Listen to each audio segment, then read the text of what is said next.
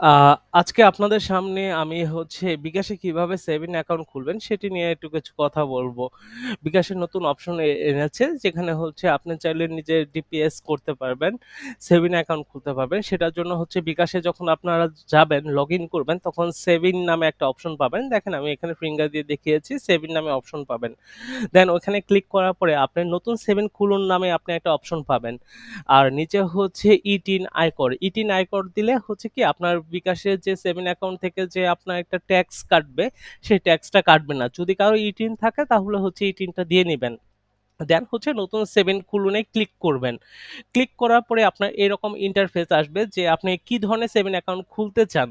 হ্যাঁ? আমি ভবিষ্যৎ প্রয়োজনের জন্য খুলছি। সো ভবিষ্যৎ প্রয়োজনে সিলেক্ট করছি। আপনাদের ইচ্ছা অনুসারে আপনারা অন্যটাও সিলেক্ট করতে পারেন সেক্ষেত্রে। দেন সেভিং অ্যাকাউন্ট খোলার পরে ভবিষ্যৎ প্রয়োজনের জন্য এখানে অনেক ধরনের স্কিম আছে। যেমন আপনার মেয়াদ আছে ৬ মাস। ৬ মাসের জন্য আপনি সাপ্তাহিকভাবে খুলতে পারবেন। সর্বনিম্ন ৳২৫০। দেন ১ বছর আছে। ১ বছরের জন্য সাপ্তাহিক, ২ বছরের জন্য মাসিকভাবে আপনি খুলতে পারবেন।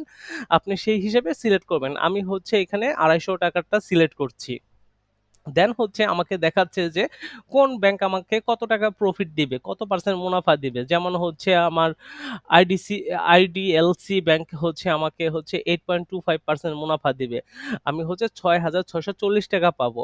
ব্র্যাক ব্যাংক দিবে আমাকে 8% মুনাফা। ঢাকা ব্যাংক দিবে 7% মুনাফা। সো আমি আইডিসিএল টা সিলেক্ট করলাম। দেন আপনার অপশন আসবে যে নমিনি কে? আপনার পরবর্তীতে বা আপনার পরবর্তীতে কেউ টাকাটা ক্লেম করতে পারবে, সেই নমিনিটা যোগ করতে হবে। নতুন নমিনি যোগে ক্লিক করুন। যদি আপনার নমিনি না এড করা থাকে। দেন আপনার নমিনির এনআইডি কার্ড, বয়স আর সম্পর্কটা দিবেন। দেন নিশ্চিত করুন এ ক্লিক করবেন।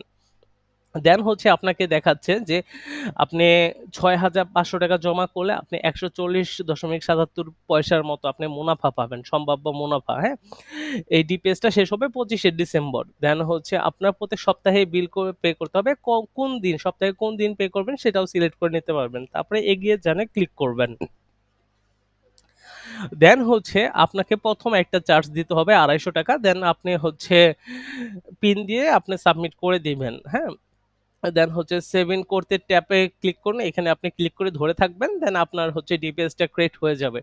সো এটা ইজিলি ভাবে স্টুডেন্টরা যারা আছে যাদের ইনকাম সোর্স কম বা যারা চায় যে সহজভাবে একটা ডিপিএস করতে সেটা তারা এটা চুজ করতে পারেন। ভালো পরিমাণে প্রফিট পাচ্ছেন কিন্তু। 8% সর্বনিম্ন এটা খারাপ না। সো আপনারা ট্যাপ করে ধরে থাকুন ক্লিক করে এটা নিশ্চিত করে ফেলতে পারবেন ডিপিএসটা। তো আজ এ পর্যন্তই। ভালো থাকবেন। আসসালামু আলাইকুম।